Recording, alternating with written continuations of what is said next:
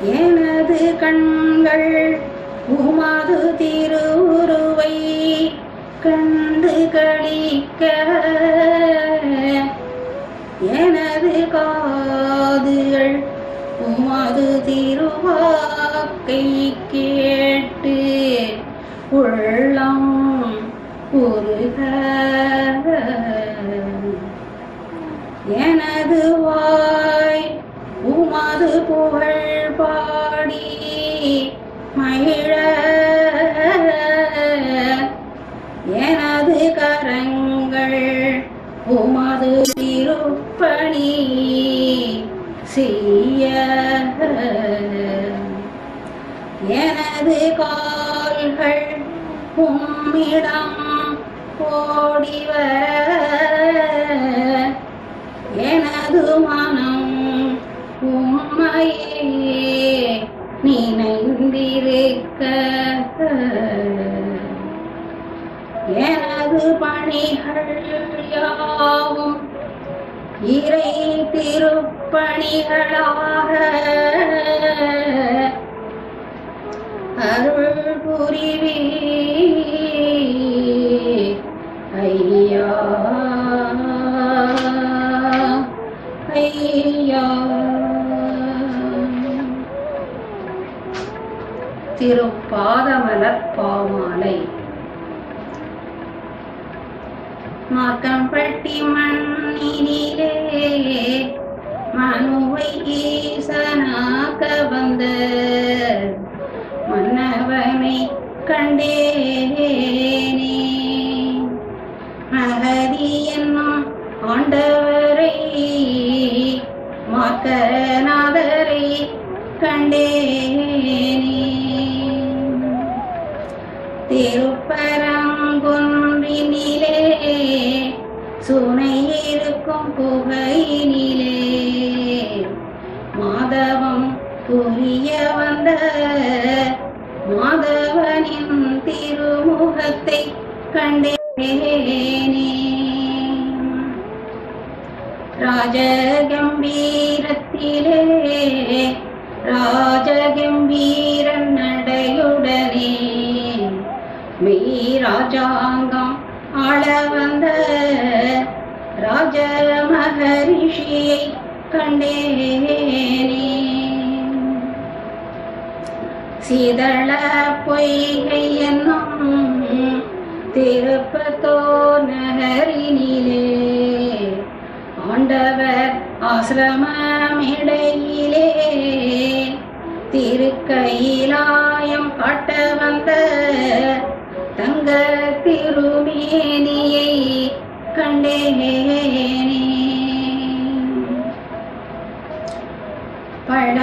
பழஞ்சாலையனும் பழச்சோலையிலே செந்தூர செம்மண் பூமியிலே பொன்னரங்கம் கட்ட வந்த பொன்னினியை கண்டேனே, பணியாளராய் கண்டேனே, பொன்னினியை பணியாளராய் கண்டேனே, பௌர்ணமி நிலவினிலே இளந்தன்றல் காற்றினிலே சந்திரவட்ட சேலாசனத்தின் மேலே சந்திரவதனம் கண்டேனே, சத்குருநாதரை கண்டேனே, சிவபெருமானை கண்டேனே, கூரல் மலை காட்டினிலே மெய்வழி சாலையிலே மரளி கை தீண்டா மெய்வழி நாதரை கண்டேனே, சிவபதம் அளிக்க வந்த சிவனை கண்டேனே, பரமபதம் அழிக்க வந்த பரமனை கண்டேனே. மகதி என்னும் மார்க்கனன் நாதரை கண்டேனே. என் கண் குளிர கண்டேனே.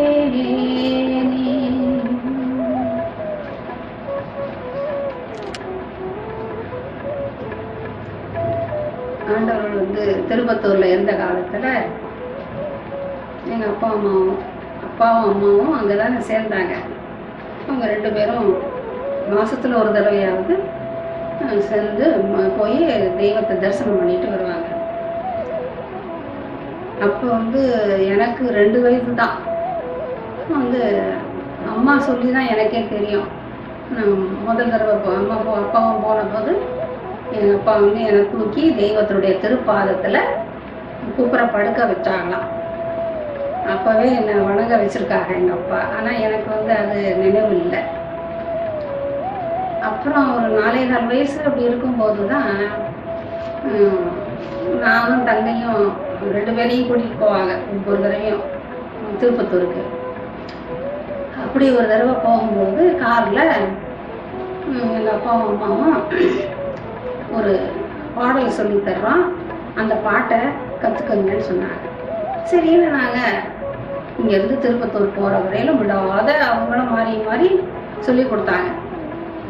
நாங்களும் வாயில் கொஞ்சம் வார்த்தை நுழையிறது கஷ்டம் இருந்தாலும் சொல்லிக்கிட்டே சந்தோஷமாக பாட்டு பாடிக்கிட்டு இங்கேருந்து திருப்பத்தூர் போகிறதுக்குள்ள அது பாராமல் வந்துருச்சு.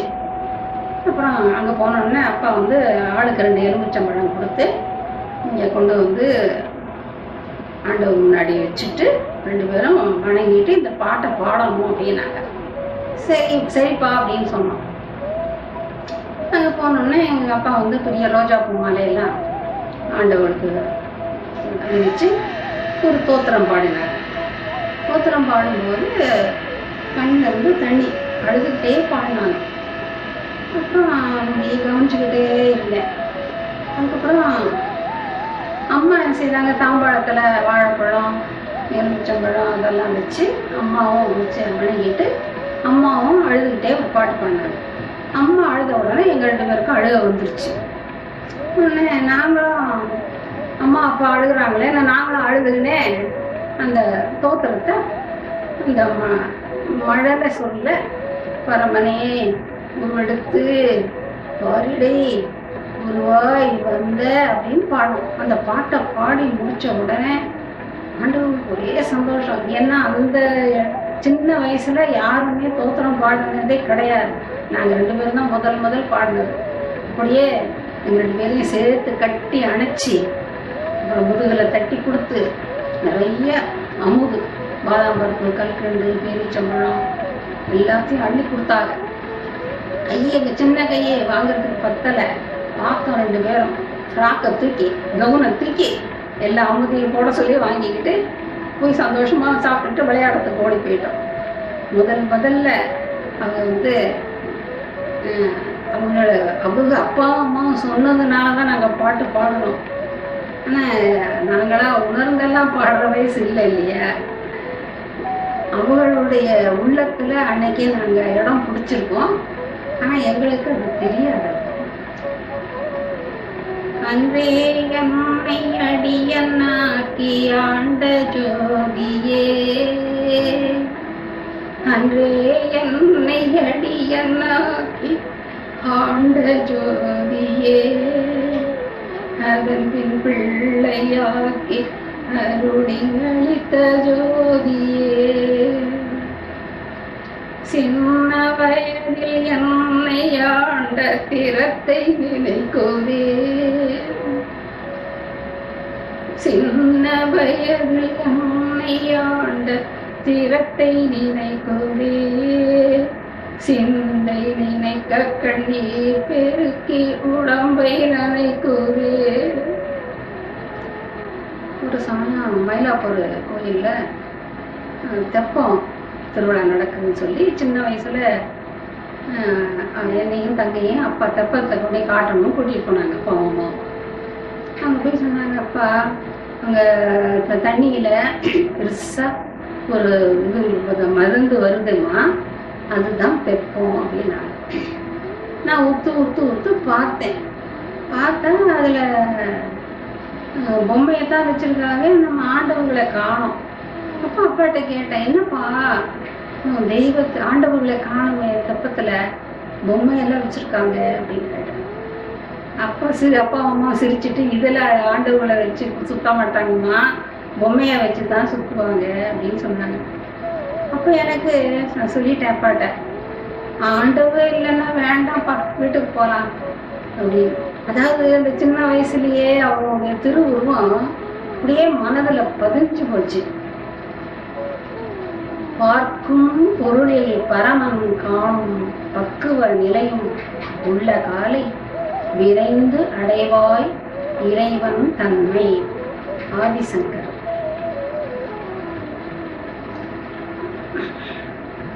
எனக்கு காதணி அணிவிச்சது நம்ம ஆண்டவரோட முன்னாடி தான். இந்த வீட்டில் தான், எங்கள் வீட்டிலேயே தெய்வம் வந்திருந்த சமயம் எல்லாம் ஆனந்தர்கள் எல்லாரும் உட்காந்துருந்தாங்க, ஆண்டவர் உட்காந்துருந்தாங்க, அப்பா எதிர உட்காந்துருந்தாங்க. நான் போய் ஆண்டவரை வணங்கிட்டு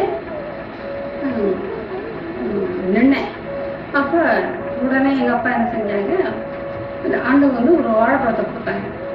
உடனே எங்கள் அப்பா வந்து பிடிச்சி இழுத்து மடியில் உட்கார வச்சுக்கிட்டாங்க. நான் என்னத்துக்குன்னு தெரியாது, நான் பாட்டு உட்காந்துருந்தேன். உடனே எல்லாரும் சேர்ந்து தாலோ தாலேலோ எந்தன் சத்துருவான தனி கருணாகர தலோ தாலேலோ அப்படின்னு பாடினாங்க. எல்லாரையும் இப்படி சுற்றி முற்றி பாடத்துக்குள்ளே இருக்கும்போது நறுக்குன்னு காதை குத்தி விட்டாங்க. இந்த மாதிரி தெய்வ திருமுன்பு தான் எனக்கு காதணி அணிவிச்சாங்க. 4 வயசு 5 வயசு குழந்தையா இருக்கும்போது கூட எங்கள் வீட்டுக்கு ஆண்டவங்க வரும்போதெல்லாம்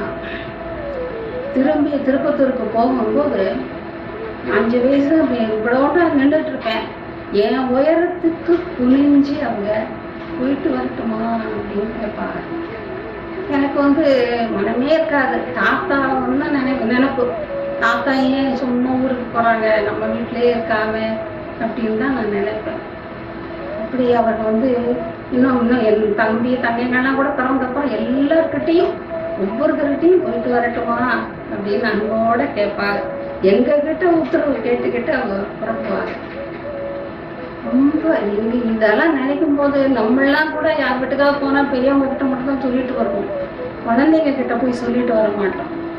அவங்களுக்கு எவ்வளவு அளவு கடந்த பாசம் எங்கள் பேரில் இருந்திருக்கு, இதுல இருந்தே தெரியுது. ஒரு முறை மதுரையில் நாங்கள் இருக்கிற போது எங்கள் அப்பா ஏதோ வேலையாக வெளியூர் போயிட்டாங்க. நான் தம்பி 3 பேரும் கக்குவான இருமல் வந்துருச்சு. ரொம்ப இருமி ரொம்ப கஷ்டப்பட்டோம், இருமவே முடியலை, அந்த மாதிரி ஆயிடுச்சு. அம்மா கூட்டிகிட்டு போய் எங்கெங்கெல்லாம் வைத்தியம் பார்த்தா ஒன்றும் சரியே ஆகலை. அப்போ அம்மா என்ன செஞ்சாங்க, பழஞ்சாலையில் இருக்கும்போது அவங்க செந்தூரம் எடுத்து வச்சுருந்துருக்காங்க. சொல்லியிருக்கேன்ல, நான் முன்ன சொல்லியிருக்கேன், அம்மாவுடைய சரித்திரத்தில் வரும் சாலி செந்தூரம். அது அதாவது தெய்வம் திருப்பாதம் பட்ட அந்த திருமண்ணை எடுத்து வஸ்திரகாயம் பண்ணி செந்தூரம் செய்வாங்க அம்மா.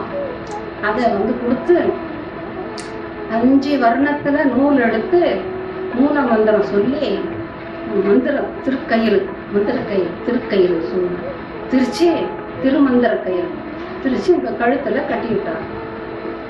இதை கட்டி கொஞ்ச நாள்லேயே உடனே சரியா போச்சு, எல்லாம் நல்லாயிட்டோம். நாங்கள் அப்புறம் இவ்வளோ கஷ்டப்பட்டு இருமிட்டு இருந்தவங்க எல்லாம் நல்லா ஆயிடுச்சு. அப்புறம் அப்பா ஊர்ல இருந்து வந்தாங்க. வந்த உடனே நாங்களாவே போய் அப்பா கிட்ட, அப்பா சாலைக்கு போய் ஆண்டவங்களை வணங்கிட்டு வரணும், அவங்களால தான்ப்பா நாங்கள் நல்லா ஆனோம் அப்படின்னு சொன்னோம். அப்பாவுக்கு ஒரே சந்தோஷம், பிள்ளைகளே தானே வந்து சாலைக்கு போகணும்னு கேட்குறாங்களேன்னு சொல்லிட்டு உடனே 6 மைல் மதுரையிலேருந்து பழஞ்சாலை உடனே காரில் கூட்டிகிட்டு போனாங்க. போகும்போது இங்கே 3 பேருக்கும் 2 எலுமிச்சம்பழம் கொடுத்தாங்க. நாங்களாம் கேட்டோம், காணிக்க கொடுங்கப்பா அப்படின்னு கேட்டோம். அப்போ வந்து ஆளுக்கு 10 ரூபா கொடுத்தாங்க அந்த காலத்தில். அப்புறம் காரை விட்டு இறங்கின உடனே திருமாளிகை முகப்புல ஆண்டவர் உட்காந்துருக்காங்க, ஆண்டவர்கள்லாம் இருக்காங்க. எங்கள் அப்பா அம்மாவும் இறங்கி வர்றதுக்குள்ள நாங்கள் 3 பேரும் குடுகுடுன்னு ஓடிட்டோம். ஓடி போய் நானும் தங்கையும் ஆண்டவருடைய கழுத்தை 2 பக்கமும் பிடிச்சிக்கின்னு கட்டி பிடிச்சிக்கிட்டோம். தலையை கொண்டு வந்து தோளில் வச்சுக்கிட்டோம். தேம்பி தேம்பி அழுகிறோம். தம்பி என்ன செய்யறான், அவன் ஆண்டவர் மடியிலேயே படுத்துக்கிட்டான். மடியிலேயே தலையை வச்சு அவனும் அழுகுறான். 3 பேரும் அவளை கட்டி பிடிச்சிக்கிட்டு அழுதுகிட்டு, ஆண்டவரே உங்களால தான் நாங்கள் நல்லானோம், இங்கே பாருங்க திருமந்திர கயிறை பாருங்க, செந்தூரம் அம்மா கொடுத்தாங்க, அதுல தான் நல்லானோம் அப்படின்னு சொல்லி ஒரே சொல்லி தேம்பி தேம்பி அழுகுறோம். ஆண்டவர் வந்து என்ன பிள்ளைகளா, என்ன என்ன ஆச்சு, ஏன் அழுகுறீங்க அப்படின்னு சொல்லி எங்க 2 பேரையும் சேர்த்து கட்டி பிடிச்சிக்கிட்டு கேட்டுக்கிட்டே இருக்கும்போதே எங்க அப்பா அம்மா வந்துட்டாங்க. வந்த உடனே அவங்களும் அந்த ஆண்டவங்க சொன்னாங்க, வாங்க திருமலைக்குள்ள போகலாம் அப்படின்னு தம்பியை தூக்கிக்கிட்டாங்க. என்னையும் தங்கச்சியும் கையை பிடிச்சி கூட்டிக்கிட்டு திருமலைக்கு வந்து கட்டில் அமர்ந்துட்டாங்க. அப்போ வர்ற வழியிலேயே அம்மா வந்து விவரத்தை சொன்னாங்க. வந்து கட்டில் உட்கார்ந்த உடனே நாங்களாவே உணர்ந்தோம், தெய்வத்தினால தான், அவர்கள் ஆண்டவர்களால தான் நமக்கு உடம்பு நல்லாச்சு அப்படின்றத உணர்ந்து அன்னைக்கு தான் பாடல் பாடினோம். பரமனே உருவெடுத்து பாரிடை குருவாய் வந்த துறவல கரசே காமி தம்மறை புகழும் தேவே கருணடை பாதம் அடிமைக்காயிறங்கி வந்த மறைமணி ஞான வாழ்வே மார்க்க நன்னாதா போற்றி. அப்படி என்று நாங்களா உணர்ந்து உள்ளம் உருகி அன்னைக்கு தான் முதல் பாடினோம். அன்னைக்கு தான் எங்க உள்ளத்துல அவர்களுக்கு ஒரு இடம் கொடுத்துட்டோம். அன்னையிலிருந்து இன்னைக்கு வரையிலும் அவர்கள் நினைவாக தான் இருக்கும். அவங்களுடைய அருளாலதான் நாங்க நல்லானோம் அப்படிங்கிறத உணர்வோம். நாங்க பட்ட கஷ்டத்திலிருந்து மீண்டதுனால ஆண்டவர்களுக்கு நன்றி செலுத்தணுங்கிறது அந்த இளவயதிலேயே எங்களுக்கு தோணி நாங்களாவே கேட்டு காணிக்கையும் வச்சு உள்ள முடி அன்னைக்கு தான் நாங்கள் பாட்டு பாடினோம். எங்கள் உள்ளத்தில் அழியாத இடத்தை அவர்களுக்கு கொடுத்துட்டோம். அப்பா நின்னை அன்றி எங்கும் அணைப்பாரில்லையே,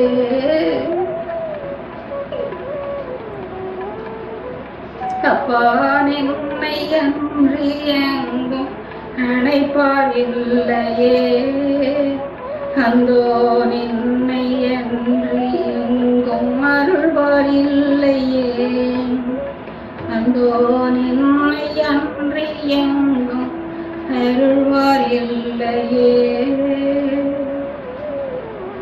எண்ணந்தோறும் எண்ணந்தோறும் என்னுள் இனிக்கோதே, இறைவானின் பாடனாவில் அமுதம் ஜனிக்குதே, நினைக்க நினைக்க தித்திப்பெனது நினைவு கொடுக்குதே,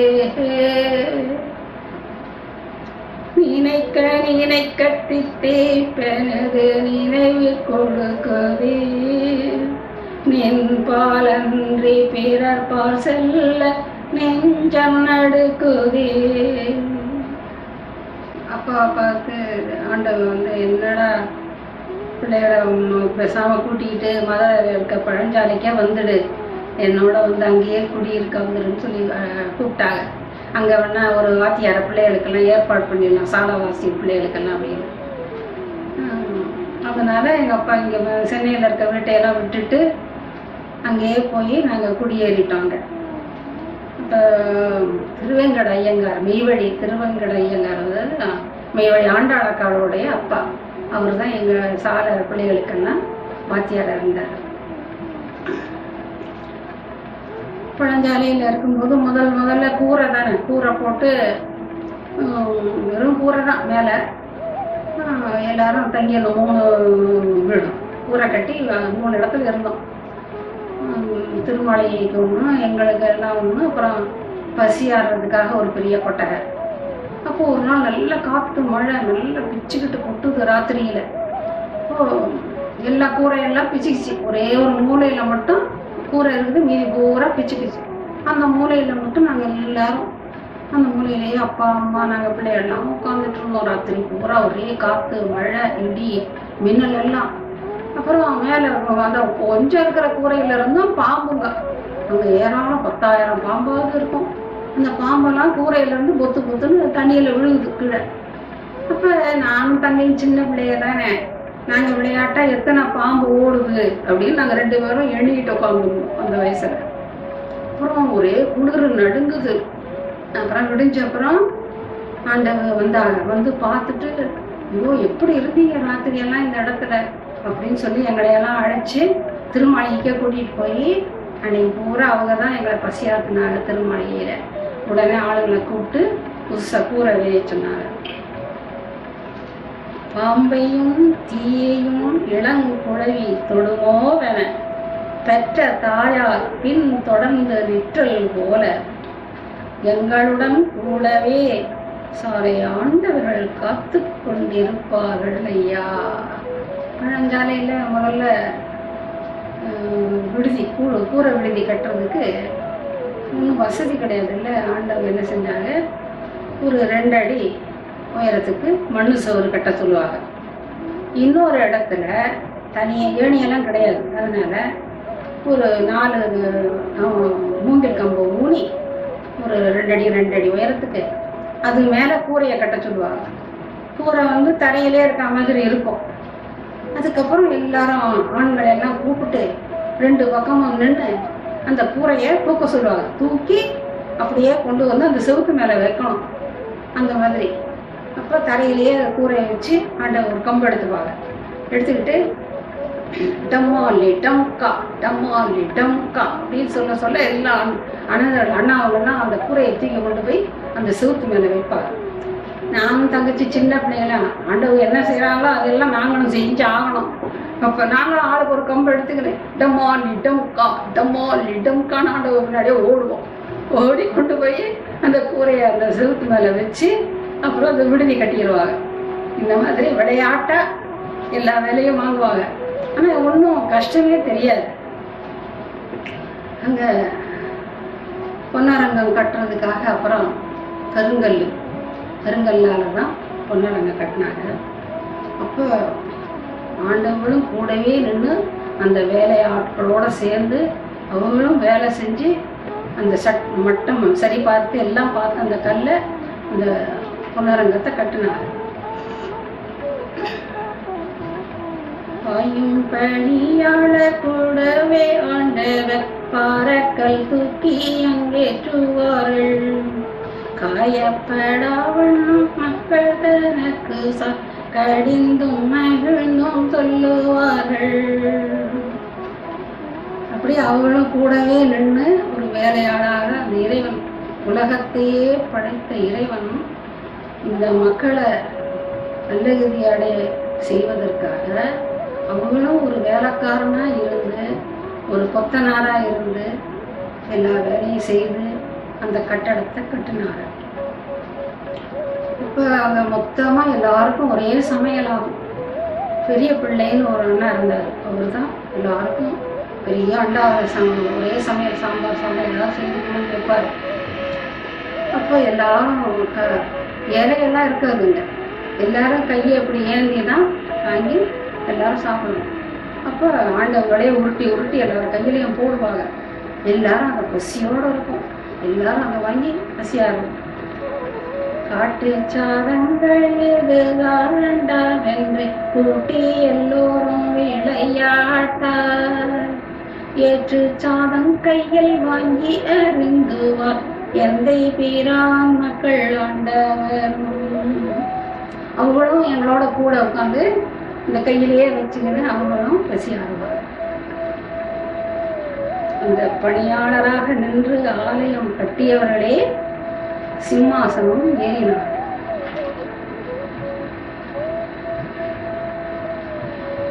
அந்த பொன்னரங்கத்தினுடைய நீளம் 161 அடி, அகலம் வந்து 51 அடி.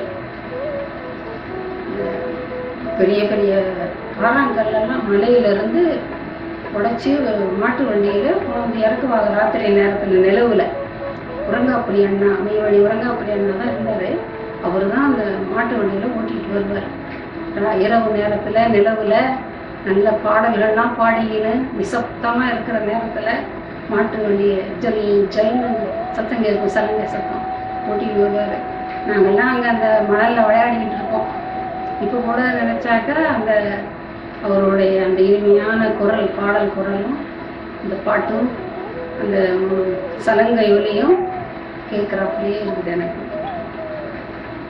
தானென்றதற்குமே காமாட்சி சுந்தரம் சன்னிதானத்தின் நின்றவர். அவர் பேர் அந்த காலத்தில் காமாட்சி சுந்தரம். அப்புறம் தான் ஆண்டவர் வந்து மெய்வழி உரங்காப்புடி அண்ணன். ஏன்னா அவர் ஒரு நாளைக்கு 2 மணி நேரம் தான் தூங்குவார், அவ்வளோ வேலை செய்வார். அதற்காக வேண்டி அவருக்கு திருநாமம் வந்து ஆண்டவர் வைத்தார். பொன்னரங்கம் கட்டுறதுக்காக அந்த தச்சர்கள்லாம் வந்து அந்த கருங்கல்ல ஒரு சதுர அடி கனம், சதுர கனடியில் விட்டுவாங்க. விட்டுனா ஒரே சில்லு நிறைய கீழே விழுந்து கிடக்கும். நிறைய ஆயிரக்கணக்காக கோடிக்கணக்காக கிடக்கும். அதையெல்லாம் நடந்தோம்னா காலில் நறுக்குன்னு குத்தம். அதுக்காக இவ்வளோ பெரிய சில்லாக இருக்கும். அது எங்களெல்லாம் பிள்ளைகளெல்லாம் கூப்பிட்டு அதையெல்லாம் தினமும் பொறுக்கி ஒரு இடத்துல குவிக்க விட்டு சொல்லுவாங்க. நாங்கள் வந்து ஆண்டவர் சொன்னாங்க 6 மாதம் நாங்கள் பகலெல்லாம் அந்த சில்லு பொறுக்கி குவிப்போம் ஒரு இடத்துல. அப்போ வெயிலே தெரியாது, சின்ன வயசு தானே, வெயிலையே பொறுப்போம். அப்போ ஆண்டவர் பார்த்துட்டு வந்து திருமாளிகையிலேருந்து வந்து போகணும், பிள்ளைகளா போய் பசியாறிட்டு சாயங்காலமாக வெயில் தாழ வந்து பொறுக்கி போடுங்க அப்படின்னு அவங்க சொன்னாதான் எங்களுக்கே தெரியும் வெயில் அடிக்குது. அப்படி சின்ன வயசில் விளையாட்டா யார் நிறைய பிறக்கிறான்னு போட்டுன்னு பிறக்குவோம். அவங்க வந்து எங்களை சும்மா வேலை வாங்க கூலி கொடுத்தா நிறைய அமுதை அள்ளிக்கிட்டு வருவாங்க. அந்த அமுதை கொண்டாந்து எங்களுக்கு நிறைய கொடுத்து அதை சாப்பிட்டுக்கிட்டே நீங்கள் வேலை செய்யுங்க அப்படின்னு. அப்போ நாங்கள் பார்த்தோம், ஃப்ராக்கில் வாங்கினா கவுனில் வாங்கினா முடியாதானே, ஆளுக்கு ஒரு ஜோபி 2 ஜோபி 2 பக்கம் எங்கள் அம்மாவை தைக்க சொல்லி கவுனில் முடிச்சுக்கிட்டோம் பெருசாக. அவங்க கொண்டாந்து அதில் கொண்டாந்து நிரப்பிட்டு போயிடுவாங்க. அதை சாப்பிட்டுக்கிட்டே நாங்கள் வேலை செய்வோம். அது அவங்க வந்து வேலை வாங்கினதுக்கு எங்களுக்கு கூலி கொடுத்தாங்க. அந்த அமுது அது கிடைக்காது, யாருக்குமே கிடைக்க முடியாத அந்த அமுது எங்களுக்கு கிடைச்சது. பாடுபட்டு கூலி வாங்க தெரியா பசுக்களி தங்களே, பாடுபட்டு கூலி வாங்க தெரிந்தவர் பாரில் ஆண் பிள்ளைகளே. எஜமான் அறியாமற் பாடுபட்ட பேர்க்கு எங்கே உண்டும் கூலியே, எஜமான் அறிந்தோமே பாடுபட்ட பேர்க்கு இங்கும் அங்கும் கூலியே. பாடுபட்டும் கூலி வாங்க தெரியா பசுக்களே, பாடுபட்டு கூலி வாங்க தெரிந்தவர் பாரில் ஆண் பிள்ளைகளே. ஆண் பிள்ளைகள் ஆண்டவருடைய பிள்ளைகள். அவர்கள் வந்து பாடுபட்டோம். நாங்கள் வந்து அவர்கள் தான் இறைவன் அப்படிங்கிறது தெரியாது, இருந்தாலும் ஒரு பெரியோர்கள் அப்படிங்கிறது மட்டும் மனசில் இருந்தது. அப்போ அவர் யார் அப்படின்னு தெரிஞ்சுக்கிட்டு தானே நாங்கள் பெரியோர் அப்படிங்கிற முதல்ல நாங்கள் செய்தோம். அது வந்து எங்களுக்கு அமுது கொடுத்து எங்களை அப்போவே ஆட்கொண்டவள் கடைசி காலத்திலையும் நிச்சயமாக ஆட்கொள்வார்கள்.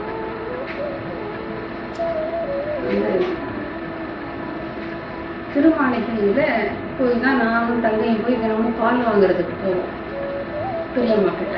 அங்கே நிறைய பசு இருக்கும். உலகப்படி அண்ணன் தான் அதெல்லாம் அவங்க அந்த அக்கா முத்தக்கா அவங்க பேர், அவங்க 2 பேரும் தான் எல்லாம் பார்த்துப்பாங்க. அப்போ பால் வாங்க போகும்போது அந்த காலம நேரத்தில் ஆண்டு பசியார நேரம் அந்த நேரம் அப்போ போனாக்கா அவங்க என்ன பசி ஆறிக்கிட்டு இருக்காங்களோ அதை எங்களுக்கு கூப்பிட்டு கொடுப்பாங்க. எப்படின்னா எங்கள் அப்பா லண்டன்லாம் போயிட்டு வந்ததுனால எங்கள் 2 பேரையும் பெரிய பேபி சின்ன பேபி அப்படின்னு தான் கூப்பிடுவாங்க.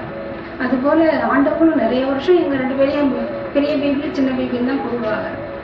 பேபிகளா ஓடிவாங்க அப்படின்னு கூப்பிடுவாங்க. சரின்னு 2 பேரும் ஓடி போய் முன்னாடி நிற்போம். அப்போ ஆண்டவங்க என்ன பசியாடிக்கிட்டு இருக்காங்களோ அதை எங்களுக்கு உருட்டி கொடுப்பாங்க. அவங்களுடைய அமுது எங்களுக்கு நிறைய கிடைச்சிருக்குது. அந்த மாதிரி குருவின் பாரோகத்தை பருகலும் குருவின் உச்சிஷ்டத்தை புசித்தலும் குருவடியை எப்போதும் தியானித்தலும் குருவின் நாமத்தை எப்போதும் ஜபித்தலும் செய்தல் வேண்டும். குருகீதை. அப்புறம் ஆண்டவர்களுக்கு தினமும் மோர் குடிக்கிறதுக்கு கொடுப்பாங்க. இப்போ அந்த காலத்தில் ஒரு பெரிய பானை, அதை ஒரு தூண் பக்கத்தில் வச்சு அதில் பெரிய மத்தை போட்டு கயிறு போட்டு இப்படி ஆட்டினாக்கா அது கடையும். தயிரெல்லாம் மோராக ஆகிடும். மேலாக வெண்ணெய் திரண்டு வரும். அப்போ நான் ஒரு விளையாட்டாக தினமும் மோர் கடையிற நேரத்துக்கு ஓடி போயிடுவேன் திருமலைக்கு. அது ஒரு விளையாட்டு மாதிரி இருக்கும். அந்த கயிறை பிடிச்சி இழுத்துக்குங்க விளையாடுற மாதிரி. ஆண்டவர்களுடைய பேத்தி உம்முல்முத்து 2 பேரும் போட்டி போட்டுக்குன்னு அந்த கயிறை பிடிச்சி இழுப்போம்.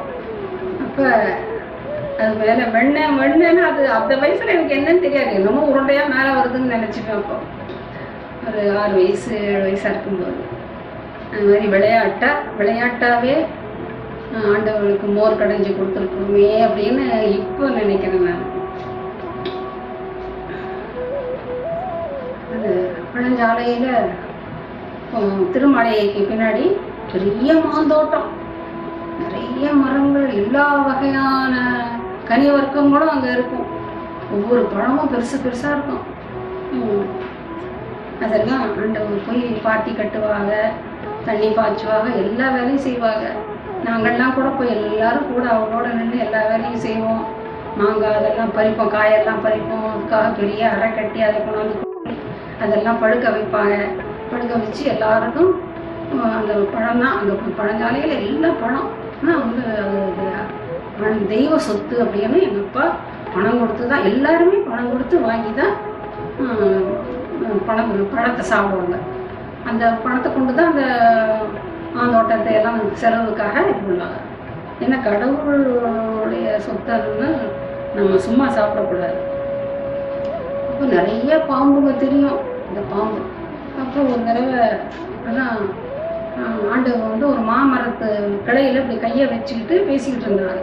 திடீர்னு ஒரு பாம்பு வந்து அவங்க கையும் சேர்த்து சுற்றிடுச்சு. சுற்றினோடனே அண்ணா அவங்களாம் பார்த்துட்டு பாம்புன்னு கத்துனாங்க.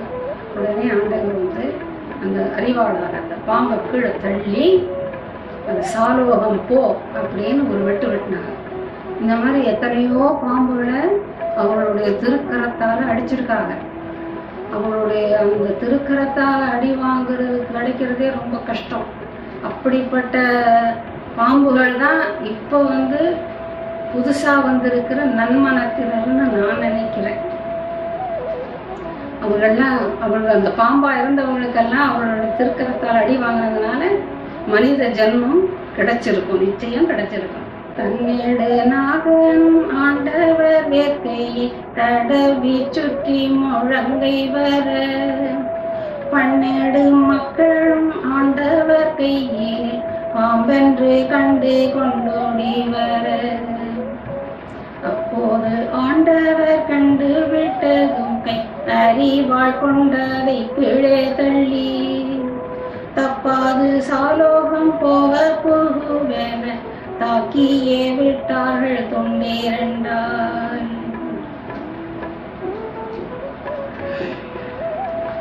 அப்புறம் பொன்னரங்க திறப்பு விழா ரொம்ப கொடியேற்றி ரொம்ப அருமையாக நடந்தது அந்த காலத்தில். அது பன்னீரும் பூமாரியும் எல்லாம் பொழிய மேளதாளங்கள் எல்லாம் முழங்க ஆண்டவர்கள் வந்து திருக்கரத்தால் அந்த சாவியை எடுத்து பொன்னரங்கத்தை திறந்தார். உள்ள திறந்து போய் ஆண்டவர் உள்ள வந்து நிறைய பாதாம் பருப்பு கல்கண்டான அந்த காலத்தில் பாதாம் கொட்டையாக இருக்கும், எல்லாத்தையும் அப்படியே வாரி வாரி இறைப்பாங்க. எல்லாரும் போய் குறைக்கி எடுக்கிறது. அப்படி குறைக்கி எடுத்ததுல அந்த நிலையில நான் வந்து எத்தனை பாதாம் பருப்பு கொட்டை கிடைச்சதுன்னு எண்ணிக்கிட்டு உட்காந்துருப்பேன். அதாவது அவளுடைய திருக்கரத்தால் ஒன்று கிடைச்சா கூட போதும். ஆனால் அந்த வயசில் அது தெரியலை, நிறைய கிடைக்கணும் அப்படிங்கிற ஒரு ஆசை. அண்டிய பொன்னரங்க கதவை பற்றி ஆண்டவர் செங்கத்தால் திறந்தார். பொன்னரங்கத்தை திறந்துமே ஏகமாய் பன்னீரும் பூமாரியும் பொழிய கண்ணல் கற்கண்டு வாதம் பருப்பீரைய கெட்டி மேளம் தீரு சின்னம் ஓங்க. அந்த பொன்னரங்கத்துல ஒரு மேடையில தான் ஆண்டவன் வந்து திருவாக்கியங்கள்லாம் வெளியாகும். அந்த மேடைக்கு அடியில ஒரு சுரங்க அறை. அந்த சுரங்க அறைக்கு இறங்கி போக ஒரு 4 படி. அந்த காலத்திலேயே என்ன பொறியியல் நுணுக்கத்தோடு ஆண்டவங்க கட்டியிருக்காங்கன்னு பார்த்தா நமக்கே ரொம்ப ஆச்சரியமா இருக்கும். அந்த பூரா உள்ள ஒரே இருட்டு. ஆனா மேல வந்து 2 துவாரம் வச்சு அந்த துவாரத்துல வலை போட்டிருப்பாங்க. சின்ன துவாரம் தான், அதில் வலை போட்டிருப்பாங்க. அது வழியா காற்று இப்படி உள்ள போய் அந்த பக்கம் காற்று வெளியில வர்றதுக்காக அது உள்ளதான் தினமும் இரவுல போய் தவத்தில் இருப்பாங்க. ஆண்டவர் தவத்தில் இருக்கிறதுக்காகத்தான் கட்டுனது அந்த சுரங்க அறை. அங்க வந்து ஒரு தடவை அந்த கிணத்து தண்ணியை எடுத்து அந்த அறைக்குள்ள ஒரு விளக்க வச்சு ஊற்றி விளக்கேற்றினாங்க. அகல் விளக்கு, தண்ணியிலேயே விளக்கு எரிஞ்சது. நாங்கள் எல்லாரும் போய் பார்த்தோம், தண்ணியில விளக்கெறியுது.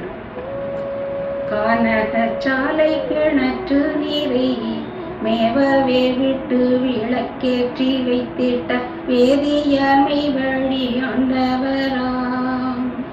சுத்த சலத்தினாலே விளக்கேற்றியே வெத்தி கதை விட்டு தாளும் விட்டு. அவர் வந்து கிடைச்சதே இறைவன் தான். அவரால் என்ன செய்ய, எதுவுமே செய்ய முடியாதுங்கிறதே உலகத்துல இல்லை.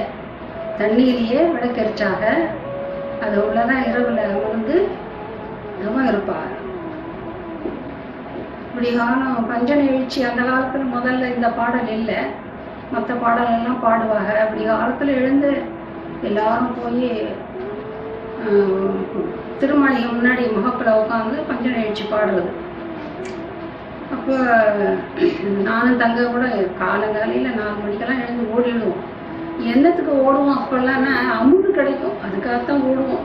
ஆனால் பாட்டும் நல்லா பாடுவோம், நல்ல பாட்டு பாடுவோம் 2 பேரும். அந்த 5-6 வயசுல கூட நல்ல பாடலெல்லாம் பாடுவோம். தினமும் அமுது கிடைக்குது அப்படிங்கிறதுக்காக ஓடி போயிடுவோம். எங்கள் வீட்டில் கூட பாட்டி, அப்பா பெத்த பாட்டி அடிக்கடி அமுதெல்லாம் செய்து எடுத்துகிட்டு போவாங்க, கொண்டு போய் எல்லாருக்கும் கொடுக்கறதுக்காக. ஒவ்வொருத்தர் வீட்டில் ஒரு நாளைக்கு ஒரு வீட்டில் கொண்டு வந்து கொடுக்கணும். அப்போ ரெண்டாவது மகா உலக யுத்தம் வந்தப்போ பெட்ரோல் கிடைக்கல. அதனால் எங்கள் அப்பா வந்து நாங்கள்லாம் பழஞ்சாலையிலேருந்து மதுரையில் ஆஃபீஸு 6 மைல் தினம் ஆஃபீஸ் போயிட்டு வருவாங்க. அப்போ பெட்ரோல் கிடைக்காதனால கார் ஓட்ட முடியல அப்பாவால். அதுக்காக ஒரு மாட்டு வண்டி வாங்குறாங்க. வண்டிக்காரன் மாட்டு வண்டி வச்சு தினமும் 6 மைல் ஆஃபீஸ்க்கு போயிட்டு வருவாங்க. அப்படி ஒரு நாள் வந்து மாட்டு வண்டிக்காரன் வரல, உடம்பு சரியில்லைன்னு வரல. அப்பாவுக்கான அவசியம் ஆஃபீஸ் போய் அவங்க முக்கியமான வேலையாம். சரின்னு அப்பா கிளம்புனாங்க. எனக்கு 7 வயசு தான் இருக்கும். அப்போ நான் சொன்னேன் அப்பாட்ட, நானும் வரேன்ப்பா ஆஃபீஸுக்கு. இன்னத்துக்கும் ஆஃபீஸ் வர காலையில் போனால் சாயங்காலம் தான் வருவேன். நான் பரவாயில்லப்பா, நான் வந்து விளையாடிக்கிட்டு இருக்கேன், விளையாடுறதுக்கு ஆஃபீஸுக்கு போகிறது அப்படின்னாங்க. நான் விளையாடுறேன், நீங்கள் வேலையை பாருங்க அப்படின்னு. சரி வா அப்படின்னு சொல்லி எனக்கு என்னென்ன மாட்டு வண்டியில் போகணும்னு ஆசை. இதுக்காக ஏறி உட்காந்துக்கிட்டோம். கொஞ்சம் தூரம் போனோன்னே அப்பாவுக்கு வண்டி ஓட்டி பழக்கம் இல்லை, கீழ்ப்பாய்ச்சி வச்சு நல்ல வெள்ளை வேஷ்டி கட்டின்னு இருப்பாங்க. அது இப்படி கீழே தொங்கிட்டு இருந்ததுல மாடு வந்து சாணம் போட்டுருச்சு. அப்போ வந்து நான் பார்த்தேன், நான் ஓட்டுறேன்ப்பா வண்டியை அப்படின்னு. அப்போ சரி அப்படின்னு சொல்லிட்டு அந்த கையில் கொடுத்துட்டாங்க என்கிட்ட. வந்து நான் செஞ்சேன், இஷ்டத்துக்கு ஓட்டுனேன். அது ரோட்டில் ஒரு வண்டியும் வராது, ஃப்ரீயாக கிடக்கும், எதிரையும் வராது, கூட எந்த வண்டியும் வராது, ஆள் நடமாட்டம் கூட இருக்காது. இஷ்டத்துக்கு அந்த மாட்டு வண்டியை நல்லா ஓட்டிக்கிட்டே போனேன். எனக்கு ரொம்ப சந்தோஷமாக இருந்தது மாட்டு வண்டி ஓட்டுறோம். அப்புறம் கொஞ்சம் தூரம் போனோடனே ஒரு குட்டையில் தண்ணீர் இருந்தது. அங்கே போய் அப்பா வேட்டியை கசக்கிட்டு வந்தாங்க. அங்கே ஆஃபீஸ் போனப்புறம் எப்போவுமே அப்பா வந்து 2 செட்டு வேஷ்டி இந்த சட்டையெல்லாம் ஆஃபீஸில் வச்சுருப்பாங்க மழை காலத்துக்காக. அங்கே போனப்புறம் மாற்றிக்கிட்டாங்க. அது என்னைக்கு என்னால் மறக்க முடியாது. மாட்டு வண்டியை நல்லா ஓட்டிக்கின்னு போனது. ஆனால் 2 பேரும் அப்பா நானும் பாட்டு பாடிக்கணும் ஓட்டின்னு போனோம். தெய்வ பாட்டெல்லாம் பாடிக்கணும் ரோட்டில் இஷ்டத்துக்கு ஓட்டணும், யாரும் கிடையாதுக்கு. நம்ம பாட்டு ரொம்ப சந்தோஷமாக இருந்தது. பழஞ்சாலையில் இருக்கும்போது ஸ்லேட்டில் தான் எல்லாம் வீட்டு கணக்கு இதெல்லாம் எழுதிட்டு போனோம். பெரிய பெரிய ஸ்லேட்டாக இருக்கும் அந்த காலத்தில், கல் ஸ்லேட்டு. அதில் வந்து பென்சிலில் ஹோம்ஒர்க்கெல்லாம் ஒரு பக்கம் இங்கிலீஷு, தமிழ், ஹேண்ட் ரைட்டிங், ஒரு பக்கம் கணக்கு எல்லாம் எழுதுறோம். இந்த மாதிரி எழுதி என் தலைமாட்டில் ராத்திரியில் வச்சுட்டு படுத்துட்டேன். காலையில் எழுந்திரிச்சு விடிகாலமாக எழுந்திரிச்சு போகணும். கஞ்ச நிகழ்ச்சி முடிஞ்ச உடனே பள்ளிக்கூடத்துக்கு போகணும். அப்போ காலையில் எழுந்து அந்த சிலேட்டை எடுத்தாக்க அது அடியில் ஒரு பாம்பு படுத்துருக்கு. அதே பாம்பை பார்த்தோம்னா பயந்து போய் அப்படியே அது மேலே வச்சுட்டேன். ராத்திரி பூரா அந்த என் தலைமாட்டில் அந்த பாம்பு இருந்திருக்கு. அது மேலே நான் சிலேட்டை வச்சுருந்துருக்கேன். உடனே பாம்பு கத்திக்கிட்டு திருமலைக்கு ஓடனேன், ஆண்டவர்கிட்ட போய் சொல்லணுங்கிறதுக்காக. அதுக்குள்ளே உரங்காப்புலியண்ணா வந்து ஒரு கம்பு எடுத்துன்னு வந்து இந்த பாம்பை அடித்து வெளியே கொண்டு போட்டார். நான் ஓடி போய் ஆண்டவர்கிட்ட போய் ஓடி எதானாலும் ஆண்டவர்கிட்ட போய் சொல்லணும். அதுக்கப்புறம் தான் அப்பா அம்மா கிட்ட சொல்கிறதே.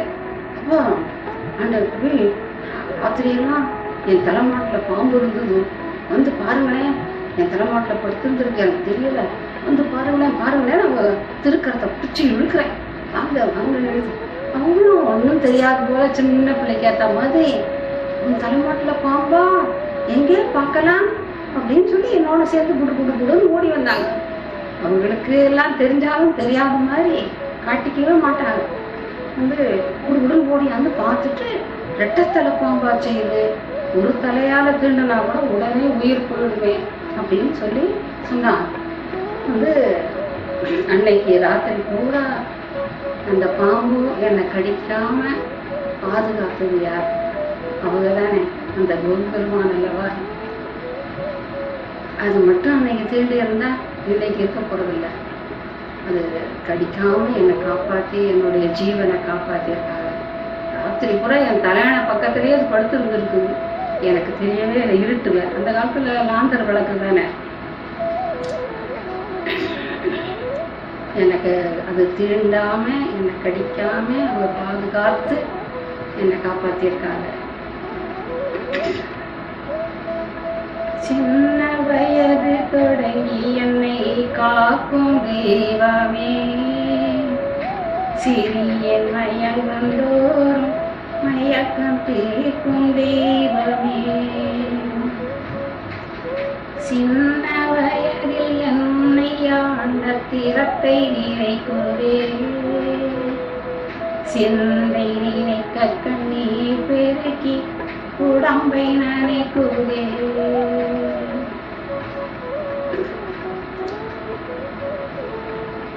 எந்தெந்த காலத்தும் எவ்விடத்தும் வந்தன் முன்னிற்கும் அலையொலியே,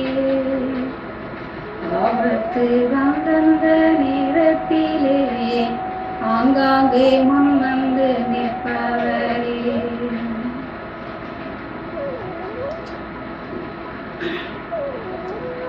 பழஞ்சாலையில் நிறைய கள்ளர் பயம். பக்கத்தில் இருக்கிற கிராமங்கள்லாம் வந்து திருடர்கள்லாம் வருவாங்க.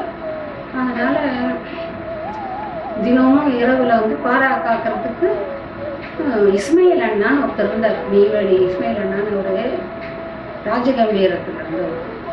அவரை தான் தினமும் இரவில் வந்து காவலுக்கு வர சொல்லுவார் ஆண்டு.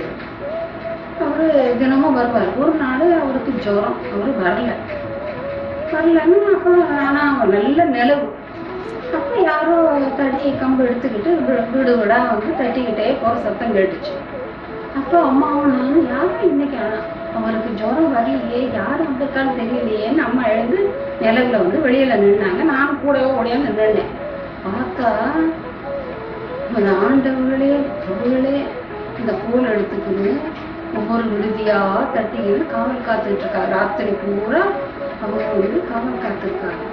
அதாவது தன்னை அண்டி வந்த மக்களை அவங்க எப்படியெல்லாம் பாதுகாத்து காவல்காரனா வந்து காவல் காத்து இந்த ஜீவன்களை எல்லாம் நல்ல கதி அடையிறதுக்காக எவ்வளவோ இறங்கி வந்து அவர் எல்லா விதமான வேலைகளையும் செஞ்சு இந்த மக்களை காப்பாற்றிருக்காக நினைக்கும் போது நம்ம அவருக்கு என்ன கை மாறு செய்யப்போ நம்மளால ஒண்ணுமே செய்ய முடியாது. எல்லாம் அவங்க கொடுத்தது, அதையத்தான் நம்ம திருப்பி கொடுக்க முடியும். தன்னை நம்பி வந்துட்டாங்களே இந்த மக்கள் எல்லாம் அப்படின்னு சொல்லி அவ்வளவு இறங்கி வந்து பாதுகாத்திருக்காங்க. காவக்காரனா வந்ததை நினைக்கும் போது இப்பவுமே எனக்கு உடம்பு சிலிக்குது. அந்த வயசுல அவங்க அப்ப சும்மா பார்த்தேன், இப்போ அதை நினைக்கும் போது இன்னும் உருகு.